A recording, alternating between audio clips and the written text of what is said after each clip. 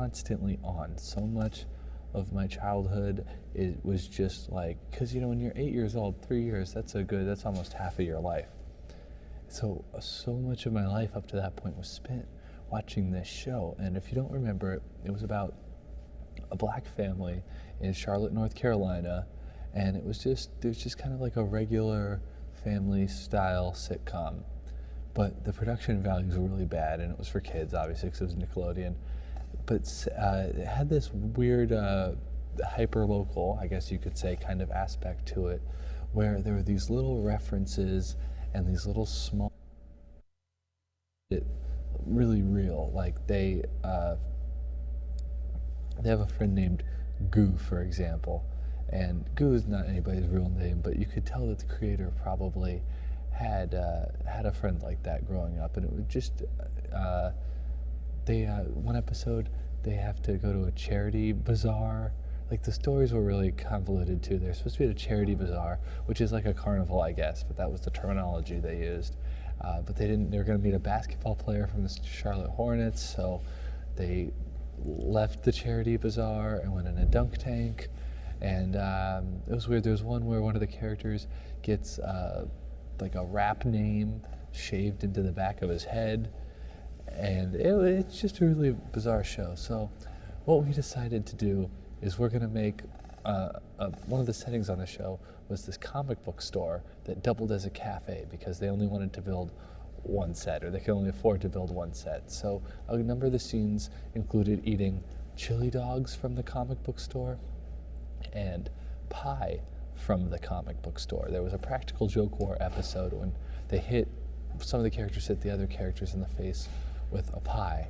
And so for the rest of the episode, they just referred to it as pie from the comic book store. Not pie. They're like, Alfie, what's that on your ear? It's like, Daddy, it's pie from the comic book store. He could have just said pie. It was so weird. And then, yeah, it's basically just this sitcom that I watched for so many years. It's just burrowed its way back into my brain, and I've become obsessed with it. But we're going to be doing it June 27th, Saturday, at Alexander's Greek Restaurant just down the street here in Vernon. We're going to make the comic book store from my brother and me come to life. So there's going to be great interactive elements, and you can get the chili dogs that were spicy that Alfie and Goo ate, and the pie from the comic book store, and of course Goo Punch. So look forward to that coming up. But speaking of media and its transformative power and how it can really shape other aspects of your life, we have a guy on tonight who has a show on Dronebox as well. It's called The Vince Show. His name is Vince Eckert, and I know he is into all this kind of goofy movies, TV, pop culture stuff, and we're going to talk to him about it tonight. So, Vince, welcome to There's a Place. Hey, Adam. It's good to be here. Thanks. Hey. So you were just, during the monologue, you went to the weed clinic next door. I did indeed. Yeah. I think that in a serious sense, that sort of medical marijuana allows me to, on a day-to-day basis, act, I don't know, in a sort of normal way. Yeah, because you get used to it and it calms you down. Exactly. I totally agree. It's just like there's, I have a history of mental illness in my family, and because of the weed, I'm able to not sort of fall prey to the same problems that my family has in a serious way. Because you can just kind of, you just have something to kind of break up your thoughts. No, exactly. Right? Yeah. And it, I don't want to hearken really back to alcoholics or something because it's not the same thing. But the idea of being on an even keel or something is very, very applicable to me and how I do things. It's sort of like, I smoke a lot, but I feel like doing so allows me to sort of act as a normal person in the world. It's become part of your personality. Exactly. Yeah. Yeah. Yeah, I totally know what you mean. Are you into Ja, the god of marijuana? Are you into any of that stuff? I mean, I believe in God. I definitely do. But specifically Ja, he is the god of marijuana. I feel no. Okay, but you're not into him? I feel that weed helps you see the quote unquote truth of things. That's what Ja is all about. I know. I definitely know. And the groundation, that's what it's called. When you smoke by yourself, you talk to the god of marijuana. Ja. Yeah. Yeah, he's cool. I'm into him. Okay. Are you worried though with the smoking? Are you worried about the like physical effects to like your throat and like the just getting lung cancer or emphysema or something like that? No, because it's not proven. But it's smoke is smoke. You don't think so? No. It's only the nicotine would do it. I believe that the nicotine is the cancerous part, because I'm Native American, and my people have been, inhaling smoke for hundreds, if not thousands, of years as a sacramental thing, mostly with tobacco in the New World, and also sort of salvia plants.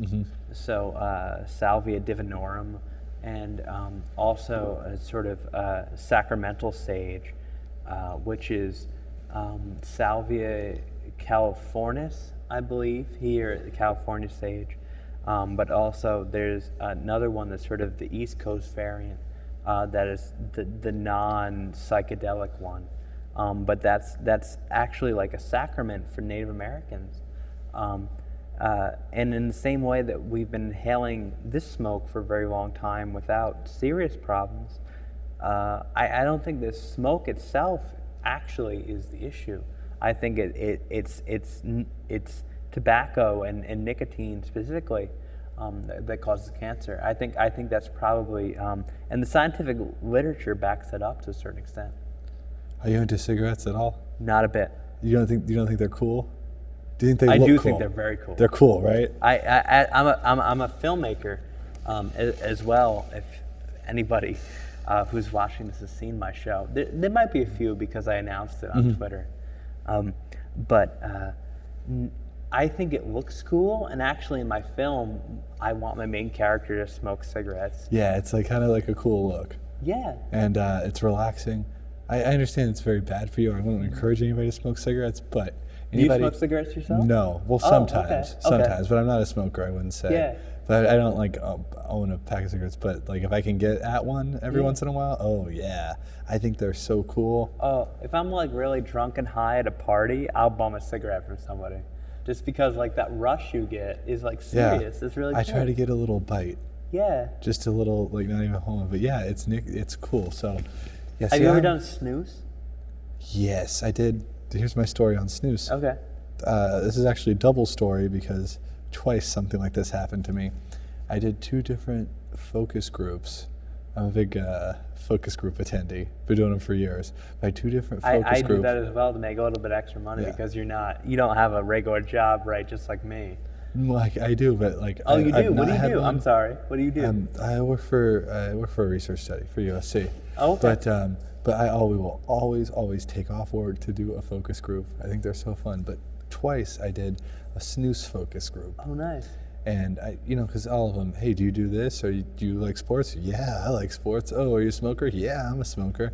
So I did the snooze one, which was basically just like, they just gave out free snooze. I think they were just trying to hook people directly. But because there were like 30 guys in there. Trying to. There's like 30 guys in there. And so they're doing like a questionnaire. So like, oh, so just say your name, maybe what you do, and how long you've been a smoker. And like, so every single guy is like, oh, well, I'm Randy, I work in IT, and I've probably been a smoker since I was about 12 years old. Oh no. I've always wanted to quit. It's hard though. It's really difficult to quit. It is. And then I'm like, yeah, I've been smoking since I was 15. I'm 50 now, and like it was like. And then you're just like, well, I think tobacco is fun. I like to take the snooze. No, I made I followed the pattern, but it was just like they had like one of those 2-way mirror things that they have at a focus group. Yeah, of course. And you could just look, in the mirror and you're like, wow, a lot of these guys are going to die from cancer or other related health problems from it. But they gave out the snooze and they wanted us to try it. Most people didn't like it. They're just like, yeah, if you're going to smoke a cigarette, just have one. I love it. But one guy loved it. I love it. I'm that guy. He was just like, this is great. Wow, 2 packs. Well, I'm going to tell everyone about this. This is the best. Wow, no smoke. You can do it on an airplane. You can. But that was secret. me, to be serious. And I mean, I didn't take it up as like a habit. But like when I tried it, I was like, oh my God, this is so cool. And then I just realized, wow, I'm just doing tobacco. I should just stop. Mm-hmm. But I'd only done, like 3 or 4 packets at that point. So I was like, this is something I had to stop. It's flavored. Yeah. It's mint. But yeah, it's weird because in the same way that they sort of, they market it to like sort of ethnic groups. I mean, with the flavors, in the same way that menthol cigarettes are marketed to African Americans. I mean, that's the fact of the matter. And they sort of market these things to I mean, they say it's kids. It's not kids usually. It's certain groups of people like certain flavors. So like, peppermint might appeal to like Indian Americans, not Native Americans, like people from India. Mm-hmm. They love that stuff. Do they love peppermint? They love peppermint. I feel like anybody likes peppermint. I like peppermint. No. I like peppermint too. I'm going to get in trouble for this, but I used to work in the office at Uber, right? And so, just... So you drove the office around? You drove the building? Never mind, okay. No, I mean, I didn't drive. No, I wasn't driving. I'm sorry, I detract. So you worked in the office at Uber? Mm-hmm. I did. And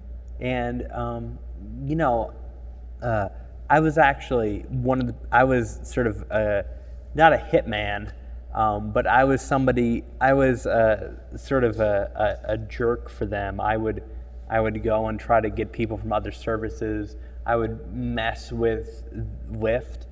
I would do all kinds of like really reprehensible things on behalf of Uber. That's what I did. And how would you mess with Lyft?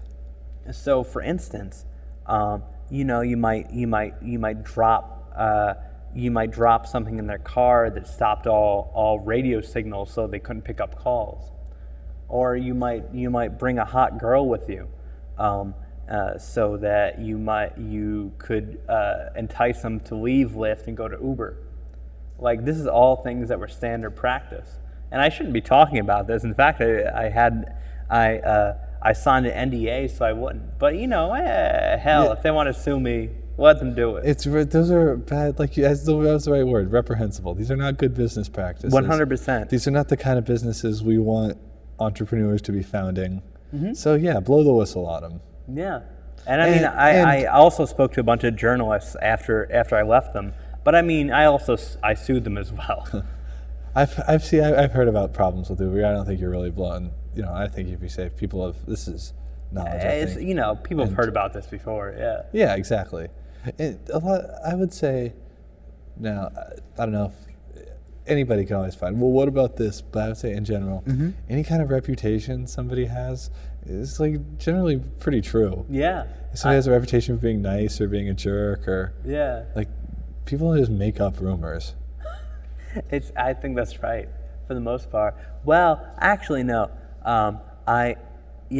As somebody who's been fairly notable online for quite a while now, some people do make up rumors, but like the rumors they make up are so outlandish they usually die off quickly. Exactly. Yeah. So it's like persistent rumors are usually not made up. Yeah. That's the difference. But then what about rumors like urban legends? Like who starts those then? How do those catch on?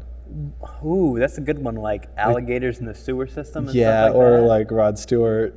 Oh. Like that one? The autoerotic asphyxiation? No, he like... You don't know this urban No, legend? I don't know that one. The Rod Stewart rumor I heard is that he likes to choke himself as he jerks off. Oh, well, I think a lot of people like to do that. Okay. But no, the Rod Stewart rumor that I know, that I grew up with and Okay, familiar with, okay, go is on. that he performed oral sex on his entire road crew Oh. and had to get his stomach pumped. Oh, I never heard that. This is new to me. This is new. This is novelty rumor for me. Like, so that one is probably not true. Yeah, right. That seems crazy. Yeah, it's nuts. Yeah, but like the autoerotic asphyxiation thing, that might be true. Oh, David Carradine.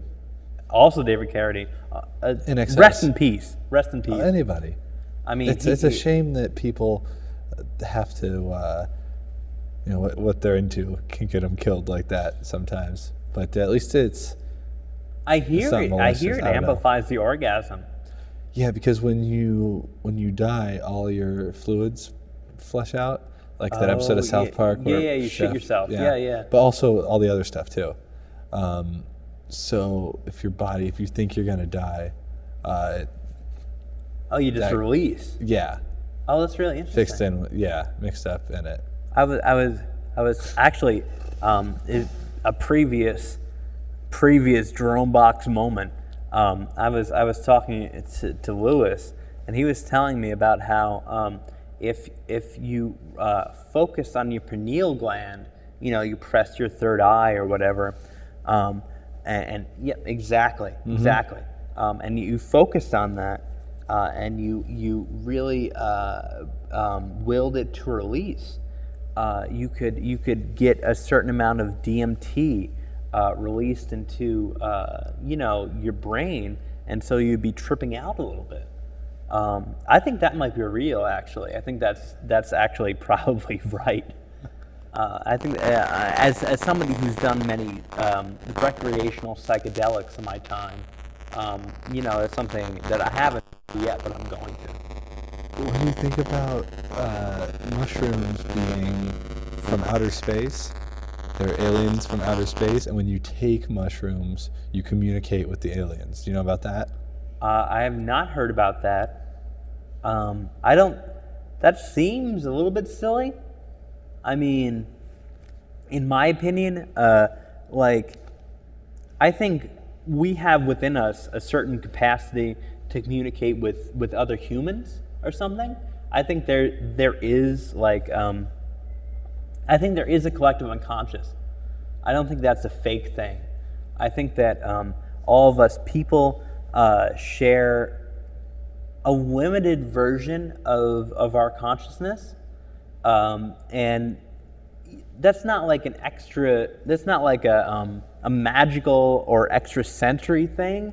That's just sort of is something that science hasn't yet sort of explored, because it seems so right or so plausible in some sense, right?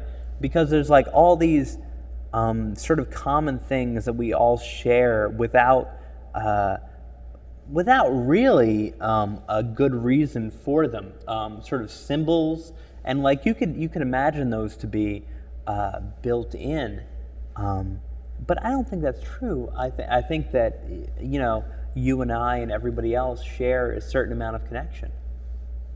But in terms of aliens being part of it, no. Are you into You think aliens so? at all?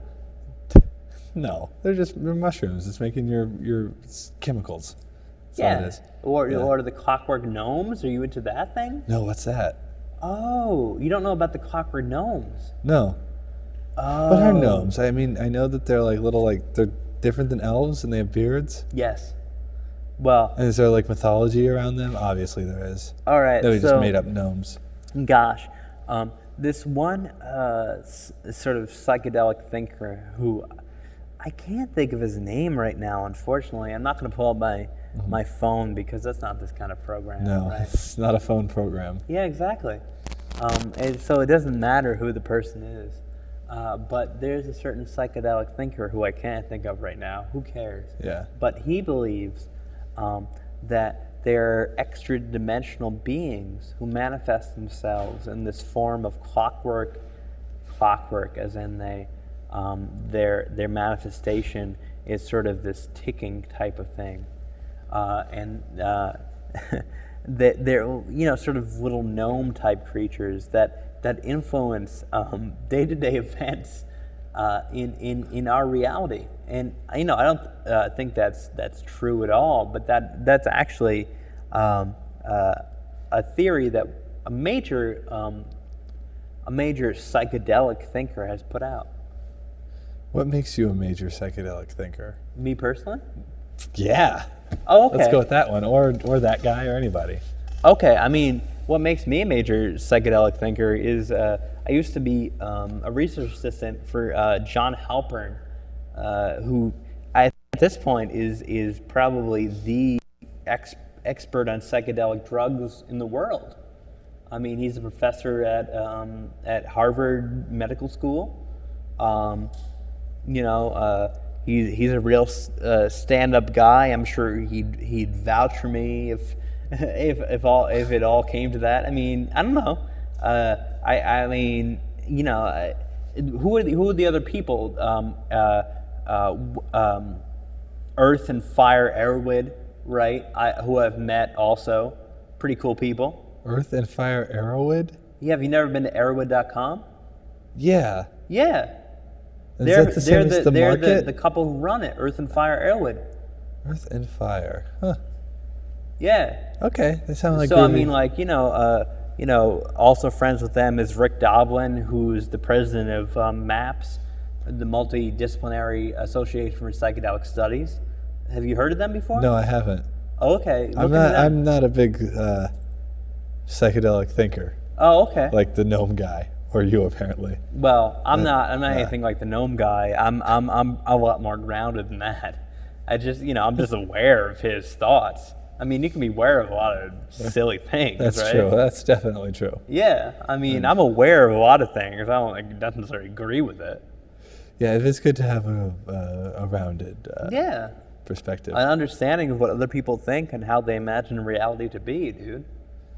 So, speaking of reality. Yeah, well, here we are. Grip reality, if you will. Exactly. These guys. Oh! Tell me about the Vince show. Tell us about the Vince show. Oh, okay, sure. So I do a show on this network, and at the moment, season 2 is sort of an exploration of genres and themes in film, and to a certain extent, media in general. But the real sort of point of it is, as far as I'm concerned, is just to help me be a better writer and director in general. But it's an experimental program. I think that's the point of it. I think more so than anything else on this network, with perhaps the exception of the program coming up, which you all check out. Conspiracy. Yeah, Conspiracy Noir, right? That's what it's called. With the exception, perhaps, of that, it's the most experimental program on this network. And I'm proud of that in a serious way. So when you say experimental, like what kind of things did you want to experiment with? What elements? Everything possible. Every type of guest and filmic element. A weird sort of visuals and sound cues. I mean, like, as far as I'm concerned, my show is it's a mind fuck. It's something different than the normal experience.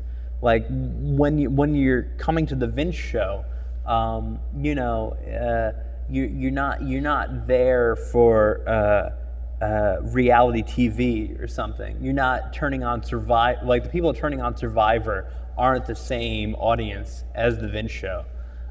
Totally different thing. At the same time, I'm not against the kind of people who are. Well, I want to give the audience a good time, so to speak. But in the same time that people who watch El Topo are having a good time, or you know, a Lynch film or a Waters film or something. I'm doing something different, in my opinion, than the normal sort of filmmaker or creator. So take us through, like, what's your process then to do this for the Vince Show? Okay. Because it's a weekly, right? Yeah, it's a weekly. So you finish Sunday at 5 or whatever, and then how do you prepare for the next week? Oh, okay. So this is the fun part. So almost every week I have a different guest. So for instance, this week Allegra Ringo is going to be my guest, and she's a writer for Vice magazine. And this week we're going to do the Fast and the Furious. And like, I'm not a huge fan of the Fast and the Furious, but like Nolan and I, who, you know, for anybody who's not watching the show, is, you know, one of the dudes who makes the whole drone box thing possible. So Nolan and I have sort of played with the technology in you know, a serious and complicated fashion. So I think that we can sort of simulate what it's like to be in a Fast and the Furious movie, or at least an old one, not Fast and the Furious 7 perhaps. Maybe 2 or 3. Yeah, exactly. So maybe, you know, where we're at here is something like 2005 or something, you know, whatever. But, you know, with the technology they have here, we're going to sort of simulate on this coming up program a Fast and the Furious movie. So we're going to take Hot Wheels cars that are very small and make them appear to be very big and to be in a certain scene. So what I do on my show is I sort of recreate, right now, I recreate film and television genres. And, you know, the guests and I have some fun, you know, playing around in them. And, you know, in that way, I both get better at being a filmmaker, and, you know, we get to show off what they're doing here at the Drone Box or whatever. It's good, yeah. Yeah. I like that. I like genres and stuff. Yeah, I mean, because you can play so much.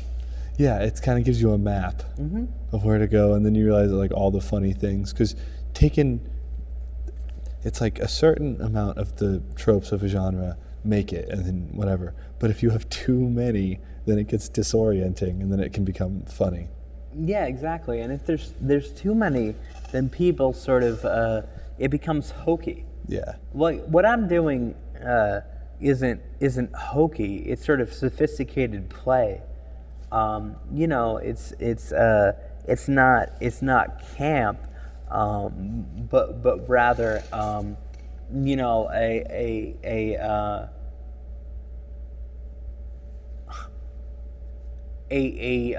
meditation on what the genre means.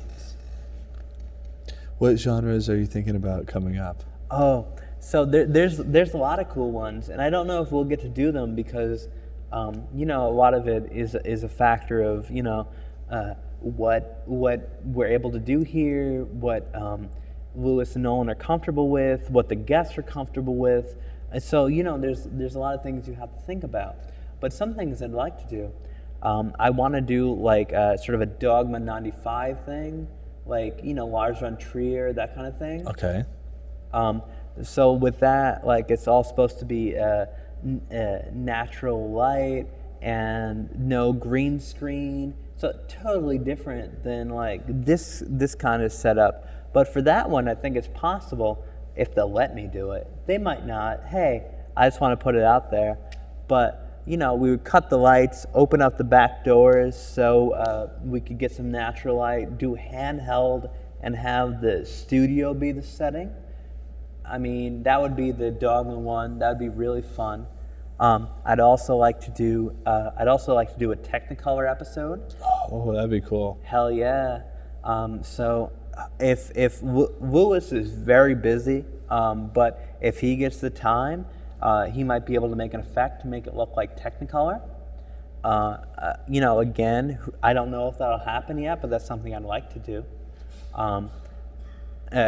Coming up, sort of in the future, I have. I don't know. I don't know if you know this person, Allison Stevenson. She's sort of a comic here in LA.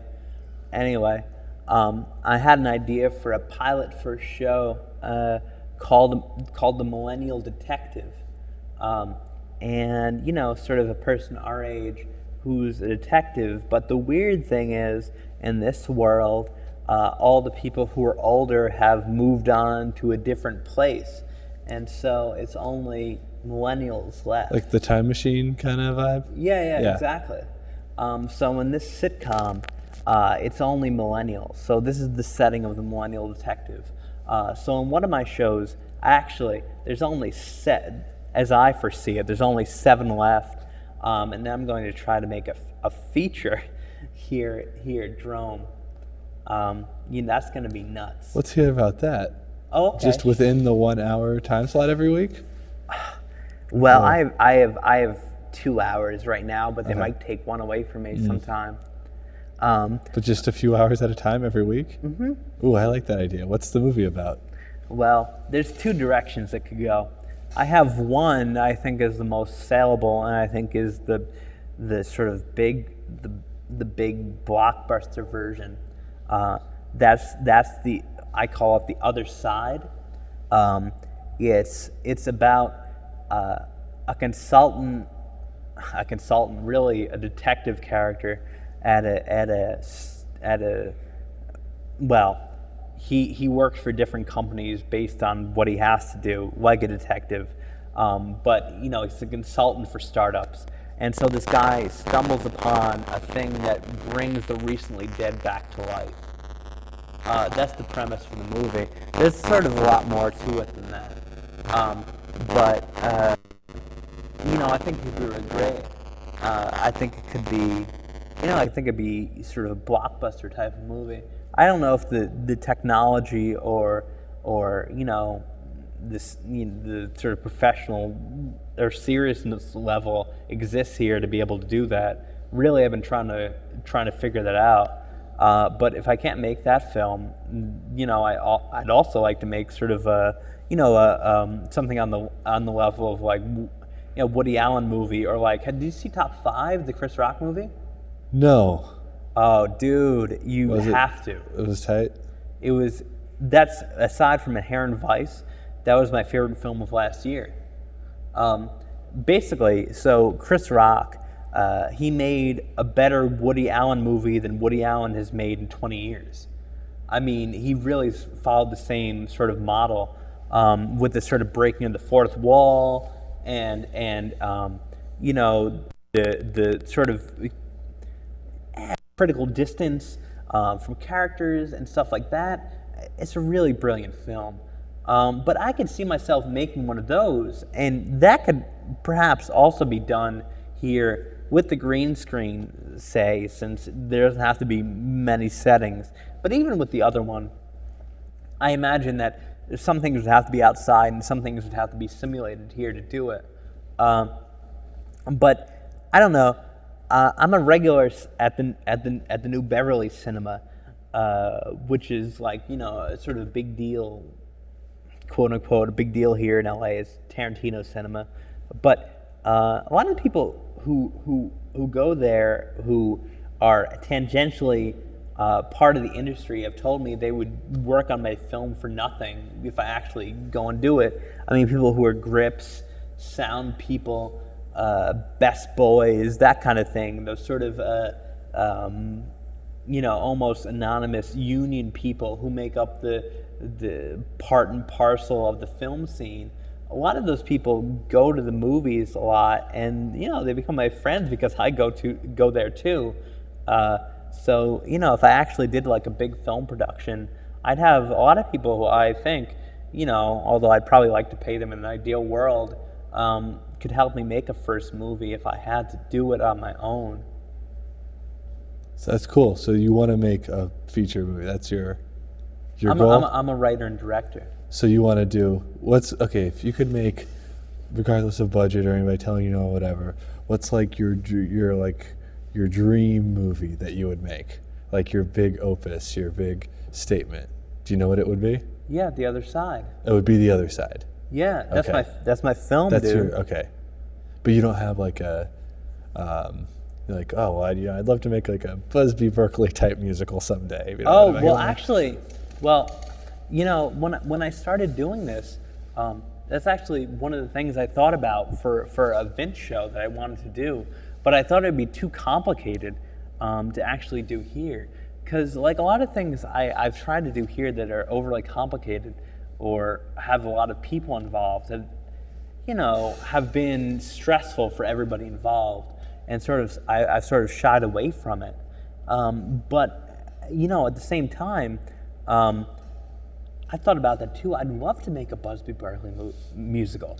Honestly, like I'd love to do an episode of my show before we're done. I don't know if that's possible now because there's still a few episodes left, but that would be so awesome. And I really visualized that, like the circles within circles, the sort of fractal level of that kind of thing. Did you happen to do musicals while you were in any? Did you ever do musicals? No, never. But I like musicals. I did. Yeah? I did West Side Story. I did Hair. Staples. I did all kinds Music of Man? stuff. I didn't do the Music That's Man. my favorite one. That's a really great one. What is it, Gary, Indiana? That's from Music Man, Yeah. right? Gary, Indiana. Gary, Oh, God, the Music Man Paris, is France, or great. yeah. It's just like The Simpsons. Yeah. It's a hunt like all about the townspeople and What? Oklahoma is real good. You ever No, do? I was gonna say the horse of the spinning wheel thing from Conan's joke from the yeah. Monorail episode. Yeah. The town with money horse is of like a town it's with like a money is mule like a with a- horse of the a spinning mule wheel. with a spinning wheel. Yeah, exactly. No one knows how he got it, and damned if he knows how to use it. Exactly. The name's Landley, Lyle Landley, and I've sold monorails. I could keep going. Ogden, that's Broadville, good. and North Haverbrook. Yeah, you know it better than I do. Yeah, I love. See, I can. You love movies. I like movies too, but I like TV. Yeah. I like TV as mine. So it's like, yeah, we could have like a wrestling match of like, you're like, coming in, movies. Then I'd be like, no, TV is better. So what do you like about Well, movies? TV is never better. But TV, I like TV better. well, at the same time, like somebody like Conan, I watched Conan since I was 7 years old. Exactly. I mean, like religiously, since he was like first on with Andy in like '94. Like I was watching him late at night because my parents are terrible. But I was watching him, and what I think of as a big part of my humor is, Conan. Really, honestly, and in that way, TV has been a huge part of who I am. Because of him. But I mean that I'm not calling myself out to like Dave or like Jay Leno or some shit, but it's really Conan. I mean like him and Andy influenced me in ways I can't even perceive. But you still say that movies are better. Well, yeah. Movies can make a bigger statement, but the way that TV can't make a big statement makes it better. Yeah, I It's guess more, that's right. It's more like real life. Yeah.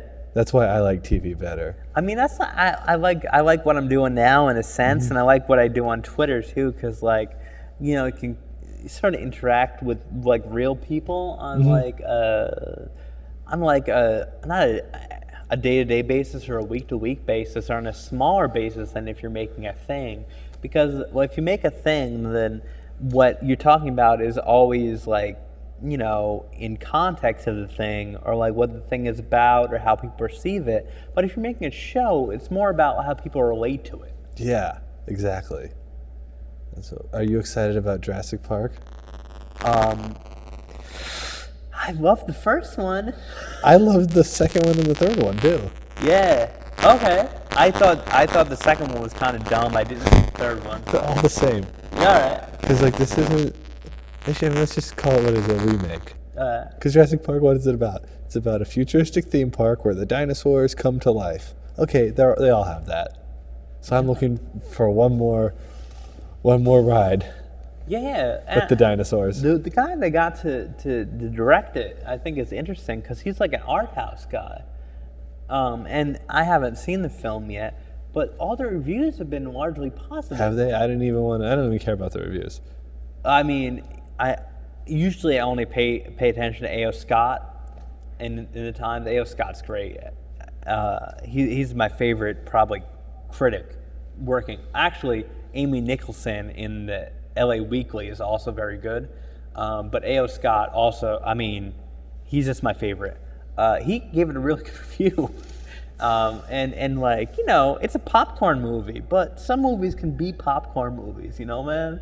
Like Interstellar, like that one was a little weak in like the philosophical way, but it was a great popcorn movie. Like you went and saw that movie, it was cool. I haven't seen Mad Max Fury Road yet, but I bet it's just like that. Everyone says it's so good. Yeah, but at the same time, like, what's gonna be the overarching like thing, man? Like, oh, I'm gonna do a great. We just shifted, but I'm gonna do a great shot in my show this weekend with simulated motion on this exact trail. Oh, great! For the Fast and the Furious app. Maybe they could be racing around here. Well, that's the 5 freeway. Yeah. In the back. Where is this? Did you take these? Yes. Oh, tell me about them, please, because no one showed me them when we were doing screen tests. But like I didn't know where they came from. It's just like, oh, Adam shot these or whatever. I don't know what they're about. Please tell me. So this is, I was driving up to the Bay Area. Yeah. And this is at Bravo Farms, which is the tour. I don't know if you've been up to the Bay Area in the past. I lived in San Francisco for about a year, but I didn't get to explore that much. But I don't know if you've been in the past like year and a half. They opened a new tourist attraction. No, I haven't. On the 5. Okay. You know where the In-N-Out is? In Kettleman? Yes. That same exit, there's like this old West Town Yep. that they built. I haven't been there. Yeah, it's brand new, but it has like cheese and wine and antiques, and the restaurant's pretty good. They like tri-tip burritos and stuff like that. When I went there, I got a burrito, and they brought it, and they brought like a little thing of red sauce, and they're like, "This is a Tapatio based sauce." I was like, wait, this is Tapatio? Yeah. And then they have like a lot of animatronic stuff. It's really cool. So I stopped there, obviously. You got to stop somewhere. Yeah, of course. And this is just, that's the 5, just straight out there. And so this is just facing the 5 freeway, just out in the middle of California. That's rad, man. Well, I'm sorry to take your thing, but with your permission, I'd like to use that. If you of course. Yeah, no, that's there. I just... you know, it's because you know they have all this saved stuff. They're just going through things. It's like, oh yeah, I want to use that because it's such a cool shot. Thank you. I try to do, like impressionist paintings. They're about like the natural world and light and stuff. That's what I try to do with them. I mean, this is great. I mean, the perspective here is fantastic. Some of them work better than others with the ratio of like where the chairs are and stuff. Some of them are kind of squished, and like look at that water tower in the back. Oh, that's beautiful. That is actually not a water tower. Is it really? That is the sign for Bravo Farms. That's shaped like an old-fashioned water tower. Oh my God! But it looks like the Linwood Water Tower. Is what it looks like. Yeah, I mean that's what they were going for. It fooled you.